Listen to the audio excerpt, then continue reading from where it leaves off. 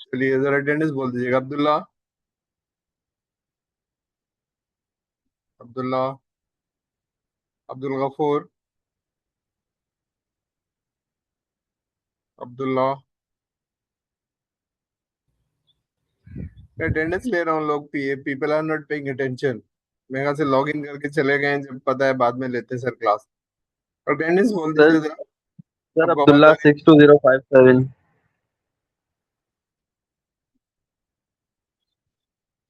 हाँ ये वाला अब्दुल्ला।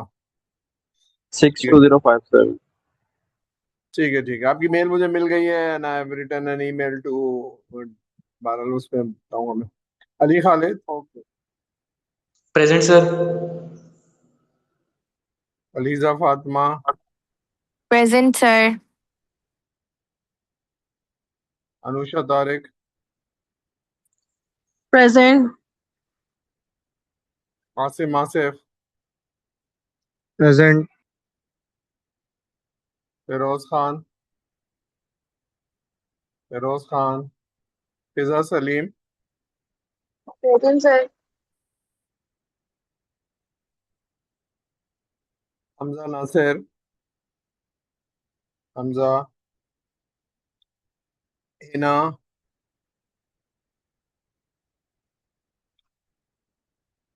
हिना। इहसान Present. खान। जी लगा दिया, आपकी आवाज नहीं आ रही थी। हिजान खान लोधी। Sir, present. जी लगा दिया। हुजैफा आलम। हुजैफा। इजहार हुसैन। Present sir. जिया भाई। जजा जुबैर। ज्योति कुमारी।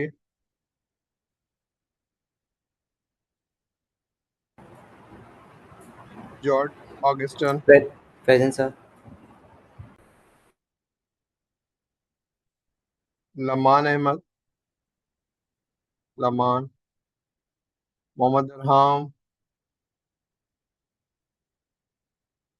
Mohammad Fariduddin. Mohammad Hasan. Mohammad Saad. Sir Mohammad Hasan present. Mohammad Hasan present. Mohammad Muzammil. Mohammad Saad. Murtaza Haider Shah. Qurratulain. Present, sir. That sir is Murtaza present, Murtaza present sir. लगा दे जी। Sir, Jaya bhai present here. Net issue था. ठीक है लगा दिया। जी हाँ भाई। Okay, sir. Sir Qurratulain. Ali Ahmad नहीं आया। अली अहमद। नाम कॉल नहीं किया आपने अली अहमद। कॉल किया था, अभी मैं लगा देता हूँ। आप सर अब्दुल्ला प्रेजेंट, इंतजार। माइक का इशू है, भी आपको आवाज। सैफुल्लाह जी जी, अभी मैं दोबारा जाता हूँ, जब रह जाएगी तो मैं ऊपर जाऊंगा। Present. Saifullah Khan. Saifullah sorry. Present sir. Sibtain Raza. Present sir. और जिसकी रह गई मैं दोबारा से जाऊंगा ऊपर, तो मैं अभी चेक कर लेता हूँ। Sheikh sir Khalid. Sir Sibtain present sir. Present. Sir Khalid present. जी। तलहा अब्दुल हमीद। ताहा बेनज़र। ताहा उमर।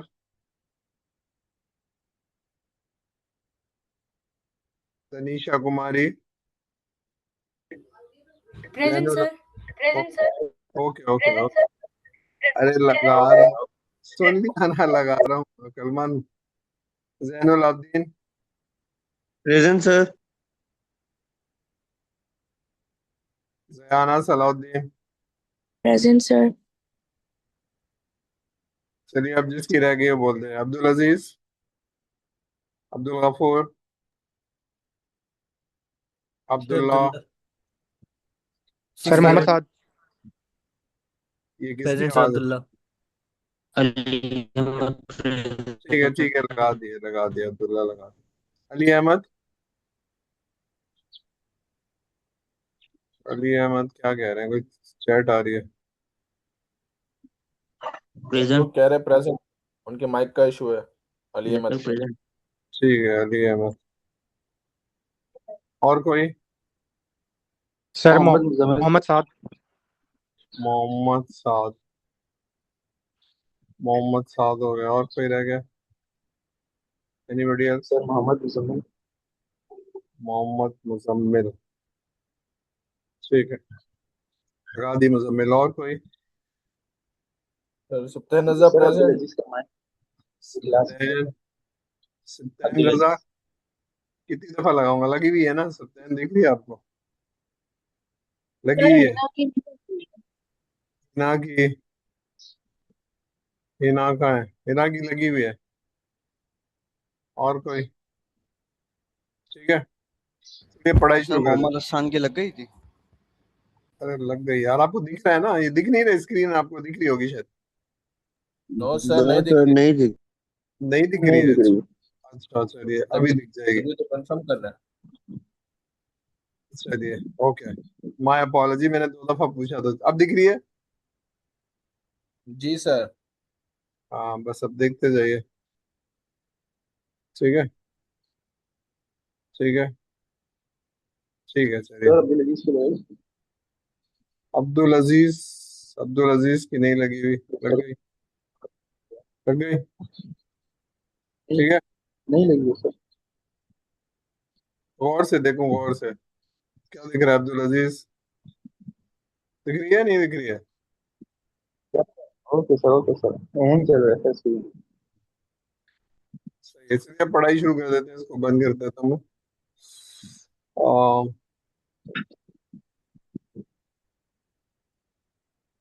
सही है।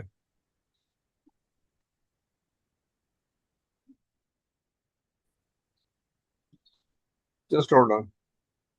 चलिए, any question from the previous lecture जो हमने पढ़ा हो? Risk management, communication management. थोड़ी सी हमने एक्सरसाइज की थी क्लास के अंदर। हमने प्रोजेक्ट को ब्रेक करने की कोशिश की थी ताकि हमें प्रोजेक्ट की समझ में आए, तो ये हमने कर लिया। ठीक है, now what are we doing? अब हम जो है वो सारे लोगों को म्यूट कर दूं। यस। ठीक है, अब हम क्या कर रहे हैं? अब हम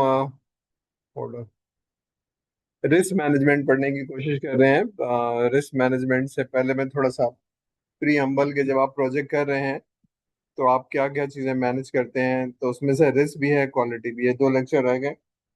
तो रिस्क का क्या मतलब है? रिस्क का मतलब है कि कोई चीज़ ऐसी है जो आपने सोची थी वो वैसी नहीं हो रही है, तो उसके पॉजिटिव रिजल्ट भी हो सकते हैं, नेगेटिव रिजल्ट भी हो सकते हैं। तो हम जरा देखेंगे, ठीक है? तो विल गो इनटू इट। ये है what can go wrong in our project. ये प्रोजेक्ट रिस्क है।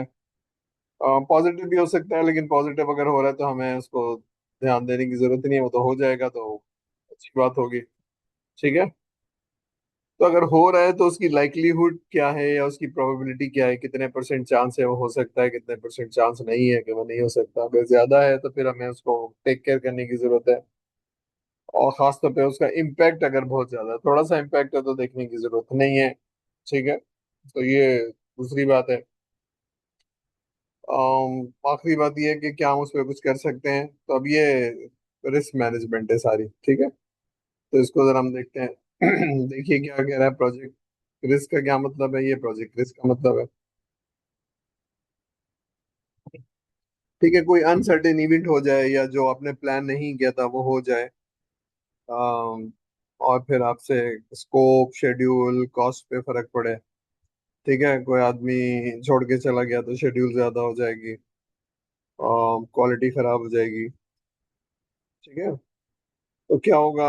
ये एग्जाम्पल लिखी हुई है नेगेटिव रिस्क की, कि अगर कोई की मेंबर जो है दरमियान से छोड़ के चला जाता है तो आपको बहुत चैलेंज होगा। ठीक है, सर ने ये कई दफा बताया कि जी जो आपकी इंजीनियरिंग है, software development, you are largely dependent on people. ठीक है, तो ऐसा नहीं है कि एक आदमी चला गया और दूसरा आदमी आप ले आए। ये इतना आसान नहीं होता है जितना चेंजिंग द मशीन। एक आदमी लोगों के साथ काम कर रहा होता है, उसका ट्रस्ट होता है, उसकी रिलेशनशिप होती है, तो दूसरा आदमी ट्रस्ट और रिलेशनशिप बनाने में टाइम लगता है। ठीक है, तो उसकी परफॉर्मेंस पे भी इम्पैक्ट आता है। ठीक है, तो हम नेगेटिव रिस्क को देखेंगे, पॉजिटिव रिस्क को अभी छोड़ देते हैं, क्योंकि अगर वो अच्छी बात है तो फिर उसको जरा हम मैनेज नहीं करते। तो रिस्क को आप एलिमिनेट नहीं करते हैं, आप उसको रिड्यूस कर लेते हैं। और लेकिन पहले से पता हो कि अगर ये रिस्क आने वाला है तो हमें कुछ करना है, ठीक है। तो ये है।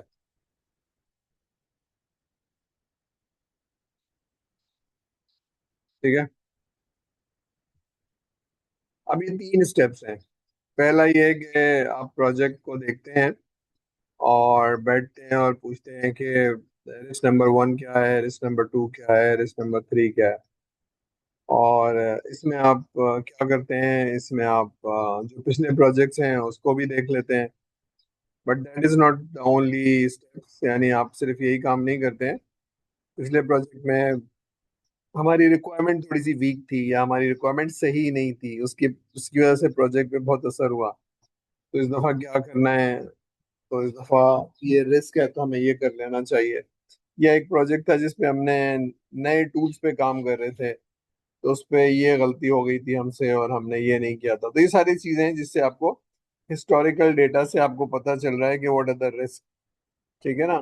तो आप रिस्क लिख लेते हैं, या ये कि कोई टीम मेंबर है जो चाहे तो वेंडर की साइड से, यानी ऑर्गेनाइजेशन की साइड से या आपकी साइड से छोड़ के जा सकता है, अच्छी जॉब मिल सकती है, ये सारी चीजें, एक्सीडेंट हो सकता है, ठीक है, ये सारी चीजें। अम, ठीक है, तो ये रिस्क हैं जिसको आ सकते हैं, और आपको आपकी मशीन खराब हो सकती है, लाइट जा सकती है 24 घंटे के लिए, अब ये सारी चीजें जो रिस्क है। ठीक है, फिर क्या करते हैं, अगर ये रिस्क है तो फिर आपको क्या करना चाहिए। एक सॉफ्टवेयर बना रहे थे आप, और आपने सोचा था बनाऊंगा और ये कस्टमर लेगा।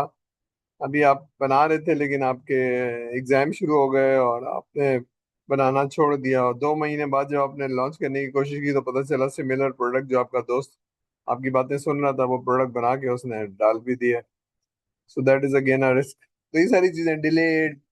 ठीक है, अब आप उस पर एनालाइज करते हैं कि मुझे करना क्या है। ठीक है, कुछ चीजों को आप अवॉइड करते हैं, कुछ चीजों को आप, ठीक है, तो आप देखते हैं कि उसका करना क्या है। रिस्क एनालिसिस का मतलब है उसका इम्पैक्ट कितना है, उसकी प्रोबेबिलिटी कितनी है। ठीक है, अब ये इसकी एक छोटी सी एग्जांपल है, ये देखिए, दिख रही है कि बैक एंड डेवलपर जो था वो छुट्टी पे जा रहा है, और हमें इसको डिप्लॉय करना है AWS की उसके ऊपर और इंटीग्रेट करना है। ठीक है, अगर छुट्टी अप्रूव हो गई तो छुट्टी तो अप्रूव हो सकती है, उसने बहुत पहले से दिया हुआ है, तो अब ठीक है, तो इससे तो मसला हो जाएगा। वही आदमी है और उसको और किसी को आता नहीं, मतलब वो इतनी अच्छी नॉलेज किसी की नहीं है AWS की। क्या करें जनाब, तो आप क्या करें, कोई बताएगा सर को क्या करना चाहिए। एक आदमी है जो AWS की इंटीग्रेशन में और डिप्लॉयमेंट में बहुत अच्छा है और वो जाने वाला है। तो अगर ऐसा रिस्क आने वाला है तो क्या करना चाहिए भाई, एनीबडी, क्या करना चाहिए, कोई बताएगा सर को। सर अगर वेकेशन है तो वो कुछ दिन पहले बता के जाएगा, तो उसकी रिप्लेसमेंट के लिए उस टाइम पे सर्च करना पड़ेगा कि उसकी जगह और कौन काम कर सकता है। अब बता दिया ना उसने, 1 महीने पहले बता दिया कि मैं छुट्टी पे जाऊंगा।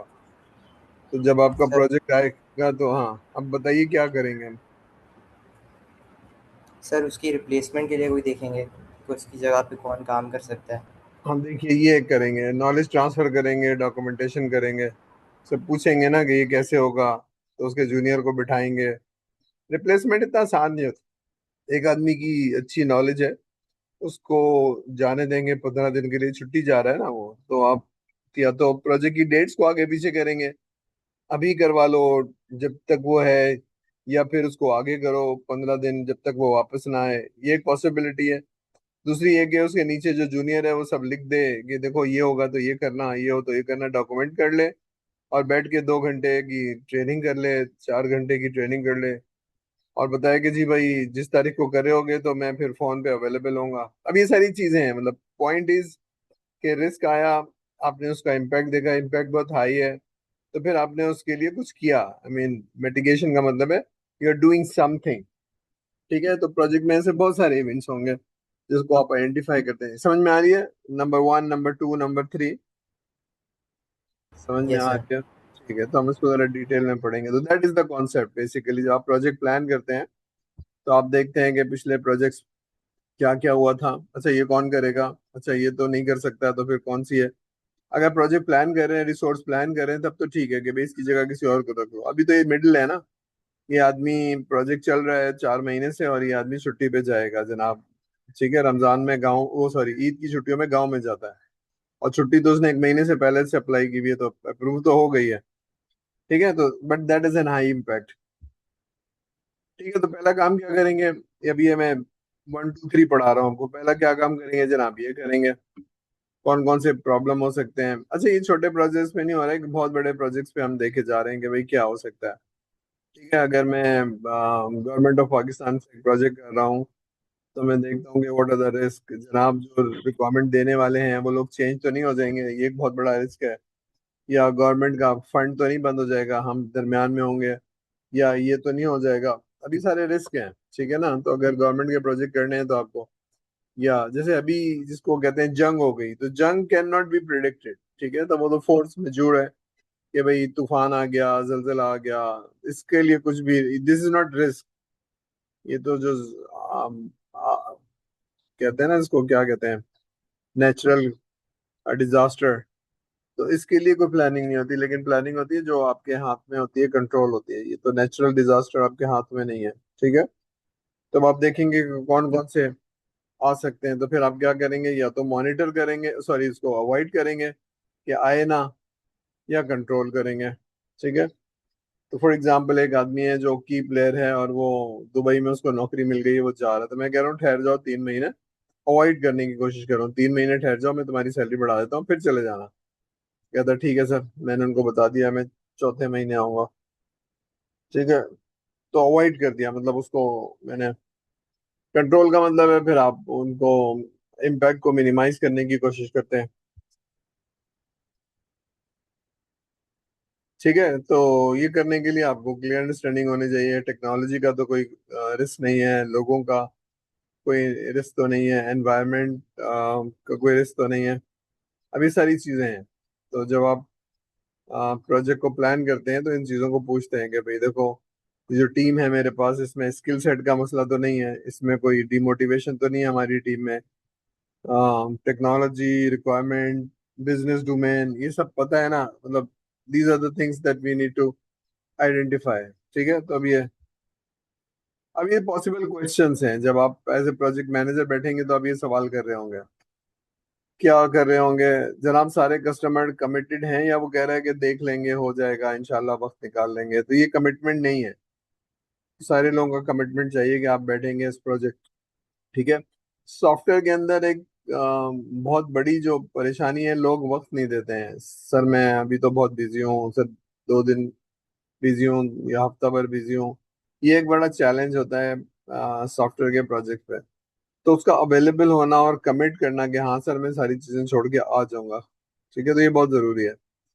फिर जो सारे लोग हैं क्या वो कमिटमेंट दे रहे हैं, बैठेंगे, उनको प्रोडक्ट चाहिए नहीं चाहिए, ये सारी चीजें।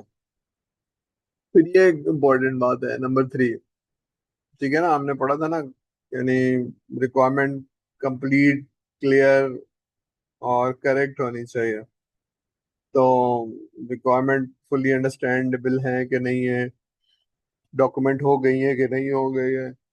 अगर नहीं है तो ये रिस्क है। ठीक है, अगर रिक्वायरमेंट ही सही नहीं है तो ये बहुत बड़ा रिस्क है।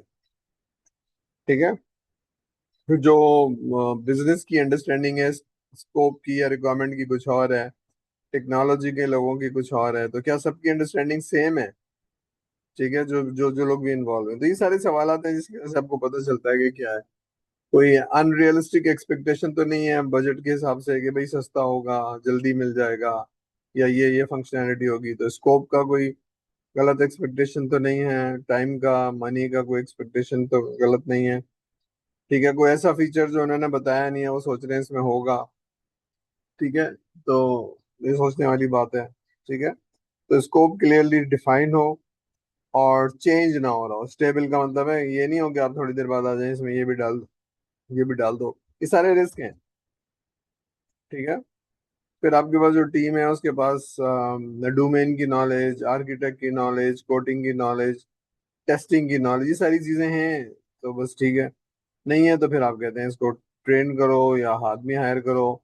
ठीक है, तो ये रिस्क है ना, आपके पास नहीं है। ठीक है। फिर वो स्किल सेट भी है, टीम भी है, और आपके पास अच्छे खासे नंबर हैं जितने आपको चाहिए। ठीक है, तो ये क्वेश्चन पूछ के आपको रिस्क आइडेंटिफाई कर सकते हैं। ठीक है। ठीक है, यहाँ तक सबको, सब मेरे साथ हैं कि हाँ जी यही पॉसिबल क्वेश्चन है पूछने के लिए। अच्छा, ऐसा कैसे होगा, ये कैसे होगा, टेक्नोलॉजी कैसे यूज कर रहा हूँ, कितने लोग हैं, और ये कब से काम कर रहे हैं इस पे, ये सारे सवालात करके ना आदमी ट्राई टू एड्रेस। कस्टमर कौन है, उसको सारी नॉलेज है, वो डॉक्यूमेंट करवा देगा, रिक्वायरमेंट बता देगा, ये चैलेंज तो नहीं है। ठीक है, ये सारे सवालात कर रहे हैं आप। ठीक है, अब हम जरा देखते हैं, रिस्क को डिवाइड करते हैं इनटू द फेजेस, कि इनिशिएशन फेज में क्या हो सकता है, और प्रिपेयरिंग फेज में क्या होता है। तो जब आप कैरी आउट प्रोजेक्ट कर रहे होते हैं तो उस वक्त अगर आपने आइडेंटिफाई नहीं किया तो आप, क्या नाम है, फायर फाइटिंग कर रहे होंगे। लेकिन आपने इनिशिएशन और प्रिपेयरिंग वाले फेज में कर लिया है, आइडेंटिफाई कर लिया है, तो फिर आप उसको हैंडल कर रहे होंगे। ठीक है, तो हम देखते हैं। तो प्रोजेक्ट मैनेजमेंट के हमने फाइव फाइव फेजेस पढ़े थे। इनिशिएशन है, प्लानिंग है, एग्जीक्यूशन है, मॉनिटरिंग एंड कंट्रोल है, एंड देन क्लोजिंग है। ये हमने 5 स्टेप पढ़े थे, तो हम जरा देखते हैं इन स्टेप्स को। ठीक है, ये फर्स्ट 2 स्टेजेस हैं। पढ़िए, देखिए क्या कह रहा है। Starting the project. तो पहला तो ये कि हमारे पास ऑब्जेक्टिव नहीं है। प्रोजेक्ट की डेफिनेशन ये नहीं थी ना कि टेम्परेरी होगा लेकिन यूनिक ऑब्जेक्टिव होगा और प्रॉब्लम के अगेंस्ट शुरू होगा। तो ये क्यों शुरू हुआ है, पता नहीं सर, वो सर को पता होगा, या चीफ साहब को पता होगा, या सीईओ साहब को पता होगा। तो भाई आपको भी पता होना चाहिए ना, व्हाट आर द ऑब्जेक्टिव, हम सॉल्व क्या करने जा रहे हैं, what is the problem statement, क्यों शुरू कर रहे हैं। तो अगर ये नहीं है तो फिर आप तो बस प्रोजेक्ट शुरू कर रहे हैं विद नो डायरेक्शन। ठीक है, आपको पता ही नहीं आप मसला क्या हल करने जा रहे हैं। For example, you are not sure that your team can do the FIP और नॉट। तो ये इनिशिएशन है कि can we do it, shall we do it, हमें कर लेना चाहिए, हमारा करियर से क्या ताल्लुक, ये सारे सवाल आते हैं जो आप पूछते हैं। ठीक है, प्रोजेक्ट इसलिए किया जा सकता है, किया जाता है कि उसका एक प्रॉब्लम है, उसको अपने एड्रेस करना है, प्रॉब्लम सॉल्व हो जाता है तो आपको कोई ना कोई बेनिफिट मिलता है, या तो कॉस्ट सेविंग होती है, या फिर कोई इंटेंजिबल फायदा होता है। तो normally people will try to make financial gains. तो कितनी फाइनेंस लगेगी, कितना गेन होगा, तो वो देखना है। तो हमारे पास कॉस्ट कम लगनी चाहिए, बेनिफिट ज्यादा होना चाहिए। तो ये किया भी है कि नहीं किया, तो ये तो किया नहीं है, तो कर लो भाई। तो what will it solve my problem, तो प्रॉब्लम था क्या, और उसको कैसे सॉल्व करेंगे। ठीक है, ये सारी चीजें। ठीक है, तो फॉर्मल फिजिबिलिटी हुई नहीं थी, ये भी एक बहुत बड़ा रिस्क है। ठीक है, अब ये सारे रिस्क एड्रेस करके हमने क्या किया, प्रोजेक्ट चार्टर बनता है। इनिशिएशन वाले फेज का आउटपुट क्या है, प्रोजेक्ट चार्टर बनता है। तो उसमें मोटी मोटी बातें होती हैं, यानी उसमें टाइमलाइंस, यानी शुरू कब होगा, खत्म कब होगा, ये 6 महीने का है या 10 महीने का है, बजट कितना एलोकेट किया हुआ है, कौन सी टीम है, कब शुरू करेंगे। ठीक है, तो ये इनिशिएशन वाला होता है। अब हम प्लानिंग पे आ जाएं, तो प्लानिंग में क्या इशू हो सकता है कि आपके पास, जब आप प्लान कर रहे हैं लिस्ट ऑफ टास्क, तो आप देखते हैं कौन सी टीम है और कितने घंटे लगाएगी। लेकिन अगर आप टीम के बारे में नहीं पता या नई टीम है तो एक बहुत बड़ा रिस्क है। ठीक है। ठीक है, सर ने बताया था कि टीम को आप अंडर एस्टिमेट कर सकते हैं, ओवर एस्टिमेट कर सकते हैं। ठीक है, तो ये है। तो आपके पास जो टीम है वो फेमिलियर नहीं है विद द प्रोजेक्ट। ठीक है, ये ये वाली चीज, वो बहुत ही नई टीम है, तो दिस इज अ रिस्क। ठीक है। ठीक है, फिर कोई चीज अप्रूव हुई थी और ये तो अप्रूव ही नहीं हुई थी, तो अप्रूव नहीं हुई थी तो भाई आप कैसे कर रहे हैं। ठीक है, तो ये बहुत बड़ा रिस्क है, पहले अप्रूव कराओ फिर करोगे ना, नहीं सर वो मैं करवा लूंगा। भाई कैसे करवा लोगे, पहले तो प्रोसेस तो ये ना कि पहले अप्रूव होगा फिर आप जाएंगे। ठीक है। तो हम इस तरह के प्रॉब्लम से गुजरे हुए हैं। सर मैं करवा लूंगा। वो भाई वो हज पे गए हैं, अभी रहने दो, जब वो आएंगे तो कर लेंगे। नहीं सर मैं करवा लूंगा। मेरी पता चला जी वो हमारे 3 महीने जो है ना वो 4 लोगों के जाया गए। ठीक है। फिर अब आप प्रोजेक्ट को एग्जीक्यूट कर रहे हैं, तो प्रोजेक्ट एग्जीक्यूट करते हैं तो आप स्टेटस रिपोर्ट मंगवाते हैं कि भाई क्या किया था क्या नहीं किया था। ठीक है ना, प्रोजेक्ट स्टेटस रिपोर्ट जो हमने देखा था। तो ये एक बड़ा रिस्क है कि अगर आप कभी लेते हैं कभी नहीं लेते हैं। और क्या हुआ कि ये जो साहब थे जो आपके रिक्वायरमेंट दे रहे थे या फलाने साहब थे, उनको किसी और प्रोजेक्ट पे डाल दिया है दरमियान में। ये एक बहुत बड़ा रिस्क है। जो आप उनसे बातें कर रहे थे आपको पता था, अब नए साहब आएंगे वो पूछेंगे प्रोजेक्ट है क्या, कहाँ पहुंचे, कितना हुआ। तो एक हफ्ता तो उनको समझने में लग गया, तो ये सारे प्रोजेक्ट को डिले करेगा। ठीक है। फिर आप प्रोडक्ट बना रहे थे, उसकी कुछ कैरेक्टरिस्टिक्स थी और वो डिमांड थी जनाब वो 3 महीने में लॉन्च हो जाए तो लोगों को बड़ी सख्त जरूरत है। ठीक है, लेकिन वो आपने इतना डिले कर दिया था कि अब जरूरत ही नहीं है। फॉर एग्जाम्पल एक कैलकुलेटर है जो आपको इनकम टैक्स कैलकुलेट करता है। तो इनकम टैक्स जो लगता है वो जुलाई अगस्त में लोग कैलकुलेट करके अपलोड करते हैं। तो आपको जुलाई से पहले पहले प्रोडक्ट लॉन्च करनी है ना वो वाली। अगर आपने बाद में की तो उसका कोई फायदा नहीं है, कोई और प्रोडक्ट लोग यूज कर लेंगे। तो ये सारी चीजें हैं। ठीक है। क्लोजिंग द प्रोजेक्ट, क्लोजिंग का मतलब है आपको रिक्वायरमेंट पता थी, आपने डिलीवर कर लिया, अब आप कह रहे हैं देख लो इसमें कोई चीज रह तो नहीं गई। ठीक है। तो रह तो गई जनाब, ये रह गया ये रह गया सर, ये तो साइन ऑफ ही नहीं हुआ था। ये आपने साइन ऑफ नहीं कराया था जी, हमने तो बताया था इसमें डालना है और आपने कहा था कर लेंगे देख लेंगे। ये एक बहुत बड़ी प्रॉब्लम है। भाई 10 चीजें मांगी थी, 10 चीजें डिलीवर हो गई। नहीं मांगी तो हमने 15 थी, आपने कहा कर लेंगे, देखिए आपके पास। ठीक है। तो या फिर ये कि प्रोजेक्ट डिलीवर हो गया, अब हम यूएटी कर रहे हैं। यूएटी का मतलब है यूजर एक्सेप्टेंस टेस्ट। तो ये कहा था ये मिल गया, ये कहा था ये मिल गया, ये कहा था ये मिल गया। जिन लोगों ने कहा था अगर वो टेस्ट करने के लिए बैठे हुए यूएटी करने के लिए तो ठीक है, लेकिन जिन्होंने कहा था वो प्रोजेक्ट की रिक्वायरमेंट हुई सारा कुछ, 6 महीने का प्रोजेक्ट था, 4 महीने को उनको निकाल के कहीं और डाल दिया गया, समथिंग मोर इम्पोर्टेंट। तो वो बेचारे नए लोग हैं, वो कह रहे हैं भाई क्या प्रोजेक्ट था क्या। तो ये बड़े रिस्क है। क्लियर है यहाँ तक?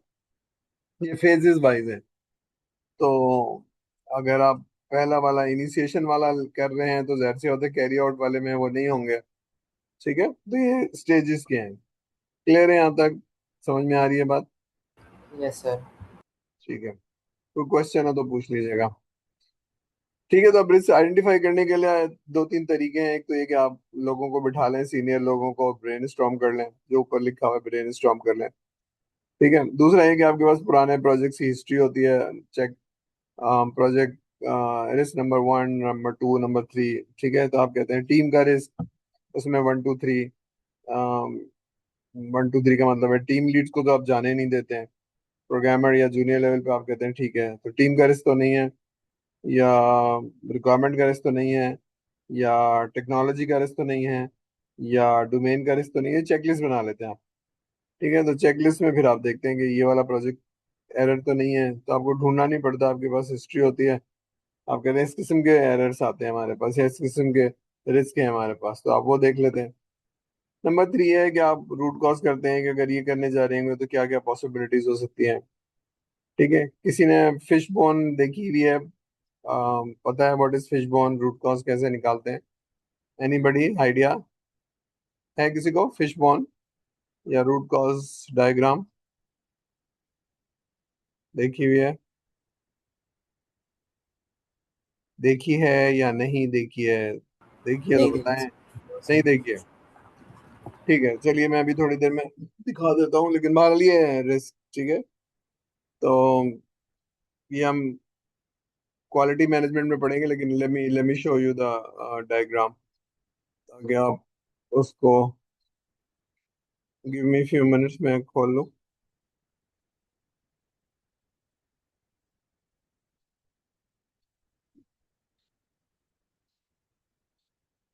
ये होती है फिश बोन डायग्राम। ठीक है। तो इसको क्या कहते हैं? Cause and effect. तो आप देखते हैं कि भाई अगर ये हम काम करने जा रहे हैं तो इसमें क्या क्या रिस्क हो सकते हैं।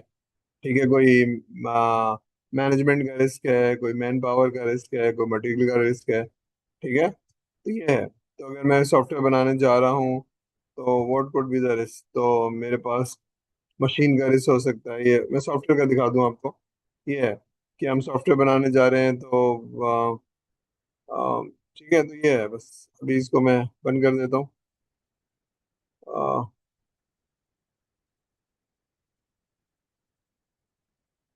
ठीक है, तो ये ठीक है, दिख रहा है, स्क्रीन दिख रही है। Yes sir. ठीक है, ठीक है। तो पहला काम क्या हो गया कि सीनियर लोगों को बिठा लिया, उनसे पूछ लिया व्हाट इफ, अगर ऐसा हुआ तो, अगर ऐसा हुआ तो। या एक हिस्टोरिकल डेटा से हमने लिस्ट बनाई हुई है, हम देख रहे हैं ये प्रोजेक्ट तो नहीं है, मशीन तो नहीं खराब हो सकती, फाइल सर्वर तो नहीं खराब हो सकता, ये नहीं हो सकता। ठीक है, तो ये सारी चीजें रूट कॉज कर लिया। सिनेरियो एनालिसिस में हम करते हैं अगर ऐसा हुआ तो, अगर वैसा हुआ तो। फॉर एग्जांपल, मैं एक दुबई में प्रोजेक्ट कर रहा हूँ, तो दुबई में वीजा ना मिला तो क्या करेंगे। और यानी जो हमारी अकोमोडेशन है हम ये चार्ज कर रहे हैं, अगर महंगी मिली तो क्या होगा। और जिन लोगों से, अच्छा, दुबई में हम प्रोजेक्ट कर रहे हैं तो हम खाली अकेले स्टेक होल्डर नहीं है, हम तो ये वाला सॉफ्टवेयर बनाएंगे, लेकिन जो सिम है वो फलाने कंपनी की है, इत्तसालात की है, तो इत्तसालात से ना हुआ तो, अगर वो ये बिल ऐसा ना हुआ तो, ये रूट कॉज, वो सॉरी, सिनेरियो एनालिसिस है। ठीक है, तो ये ब्रेनस्टॉर्मिंग है। देखिए अब क्या करते हैं, आप इस तरह से कर लेते हैं, डाइवर्सिफाइड एक्सपीरियंस ग्रुप बिठाते हैं और कहते हैं सवाल देखो, अगर what could possibly go wrong, ये हम देखते हैं। अगर ये हुआ तो फिर अच्छा ऐसा कर लेंगे, ये हुआ तो ऐसा कर लेंगे। ठीक है, तो अभी आपने प्रोजेक्ट शुरू नहीं किया है, अभी आपने प्रोजेक्ट की प्लानिंग करने के बाद आप रुक गए हैं और कह रहे हैं अगर देखो, अगर लोग, ये वाला आदमी छोड़ के चला गया तो, अगर ये हो गया तो, अगर ये हो गया तो। ठीक है, तो फिर आप उसको बोर्ड पे लिखते जाते हैं 2-4 घंटे, और फिर आप जब लिस्ट एग्जॉस्ट हो जाती है फिर आप कहते हैं भाई ये रिस्क है, आप इसको इसको एड्रेस कर लो। ये चेकलिस्ट है जो पिछले 2 साल से या 5 साल से जो आप प्रोजेक्ट कर रहे हैं उनमें आते हैं कि जी हमारी जो प्रोजेक्ट है उसकी एस्टिमेशन सही नहीं होती, तो एस्टिमेशन कैसे सही होगी ये देखना है। ठीक है, तो standardize list of common risk. तो कॉमन रिस्क क्या हो सकते हैं, कोई बताएगा? अगर आप प्रोजेक्ट करते हैं तो what are the common risk. एक रिस्क ये है कि आपको चीज समझ में नहीं आई, कस्टमर ने जो कहा वो वैसे नहीं कहा था जैसे आप समझ रहे हैं, इसलिए कि आपकी नॉलेज और उसकी नॉलेज में फर्क है, ये बड़ा रिस्क है। दूसरा क्या रिस्क है, जिससे आपसे डेवलप करा रहे हैं आपके पास जो टीम है वो अनस्किल्ड है, ये बहुत बड़ा रिस्क है। एक्सपीरियंस नहीं है, ये बहुत बड़ा रिस्क है। तो ये सारे स्टैंडर्ड रिस्क हैं।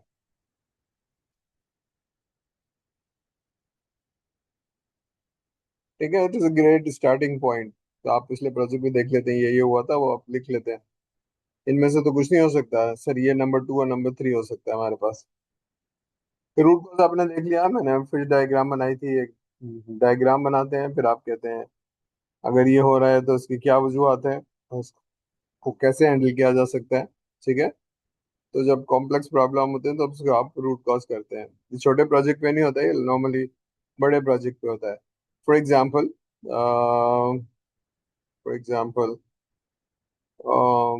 एक बैंक है, बहुत बड़ा बैंक है, मतलब, और वो उसकी एप्लीकेशन जो है ना IBM AS400 पे बनी हुई है। तो AS400 के टूल और डेटा स्ट्रक्चर बिल्कुल DB2 होता है, बहुत ही डिफरेंट होता है नॉर्मल डेटा स्ट्रक्चर से। अब वो सारा सॉफ्टवेयर उन्होंने लिखा है नए टूल के ऊपर, ठीक है ना, फ्रंट एंड बैक एंड के ऊपर। तो आपने लिख दिया है, जबरदस्त डेटा डाल के टेस्ट भी कर लिया है 2-4 महीने का। लेकिन जो कस्टमर के पास है वो 10 साल 15 साल का ना पुराना डेटा है AS400 का, उसका